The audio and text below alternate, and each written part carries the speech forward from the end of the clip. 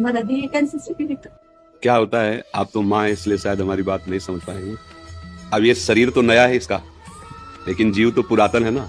अब कौन सा कर्मा के, अब भगवत लीला है, उस पर किसी का कोई अधिकार नहीं है। मतलब अब इस बच्चे का क्या अपराध, नई अवस्था है, अभी तो नया कोमल बच्चा है, लेकिन अंदर जो जीव है वो बहुत पुराना है।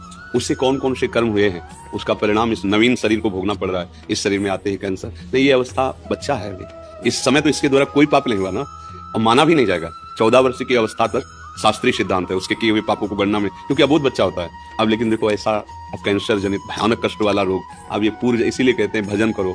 नहीं, इस जन्म का कर्म कई जन्मों तक तुम्हें दंड रूप में मिलेगा। देखा जाता ना कि अभी तो तुम भोग भोग रहे हो, तुम्हें अच्छा लग रहा है, बुरा आचरण अच्छा लग रहा है, मांस खाना अच्छा लग रहा है, दूसरे जीवों की हत्या, जब तुम्हारा शरीर छूटेगा और फिर उसका दंड मिले। अब जैसे अब हम लोग ये देखकर दुखी होंगे ना कि यार इस बच्चे ने क्या पाप किया है, लेकिन सच्ची मानो मंगल भवन भगवान के दरबार में अन्याय नहीं। अगर इसका कर्म आपको टीवी में जैसे दिखाया जाता है ना, वो अगर सामर्थ्य हो दिखा दे कि इस कर्म के परिणाम, तो आप कहोगे अवश्य अवश्य ऐसा ही होना चाहिए। बस भगवान कभी अमंगल नहीं करते।